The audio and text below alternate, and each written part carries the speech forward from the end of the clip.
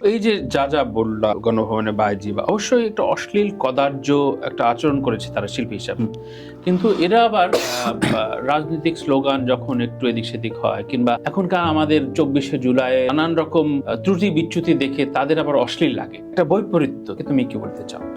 এরা তো সবসময় এই গণভবনের বাইজি যারা, তুমি যেভাবে বলছো এটা কিন্তু সবাই জানে যে ব্লেম কাজ করেছে, কিন্তু লজ্জার যে জায়গাটা বা নিজেকে রিকনসিলিয়েশন বা অনুতাপ, সেটা কিন্তু তাদের ভেতরে। এইটা সব থেকে মানে আমার কাছে দুঃখ লাগে যে দেখেন, যখন আওয়ামী লীগ বিএনপি রে জামাত রে মানে বিভিন্ন রকম ট্যাগ দিয়ে ফাঁসি দিয়ে মারলো, গুলি করে মারলো, গুম করলো, আজকে সারা পৃথিবী দেখতেছে কিভাবে গুম করা হয়েছে, কিভাবে মানুষ মেরে ভুঁড়ি কেটে ভুঁড়ির মধ্যে সিমেন্ট ভরে বাংলাদেশের সব নদীতে আমাদের কত ভাইয়ের কত নেতার লাশ আছে আমরা জানি না।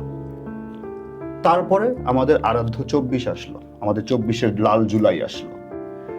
সেখানে তো ভাই চোখের সামনে ভাই এক একজনের মারলো, স্নাইপার শট দিয়ে মারলো, হেলিকপ্টার দিয়ে মারলো, গণহত্যা চালাইলো। তারা কানলো কি নিয়ে? বিটিভির জন্য। তারা কানলো কি নিয়ে? মেট্রো রেল নিয়ে। মানে আপনি বুঝেন ব্যাপারটা, মানে এরা নাকি আবার শিল্পী। মানে আমাদের লাল জুলাই গানে হাদি লিখছিল না যে মরার আগে আমার আর কি দেখাইবা খোদা, কইতে পারো এই ডাইনিটা কোন নম্র খোদা। আমার কাছে এই প্রত্যেকটাই গণভবনের বাইরে দেখলে আমার সবার প্রথমে হাদির এই দুই লাইন মনে আসে।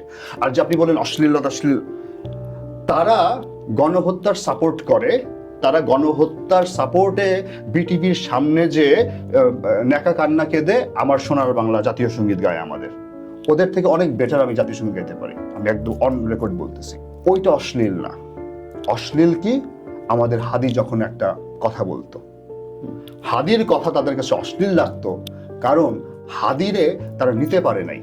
আমি সরি, মানে হাদির প্রসঙ্গে আমি আমরা আসতাম, কিন্তু আমি যেহেতু আপনার এই প্রসঙ্গটা আনলেন, আমি সেজন্য বলতেছি যে আমাদেরও মানে আমাদের পলিটিক্যাল যে একটা স্টেক ছিল, সেই স্টেকেও কিন্তু অনেক বড় বড় এলিট অনেক সময় গালির ব্যবহার করছে।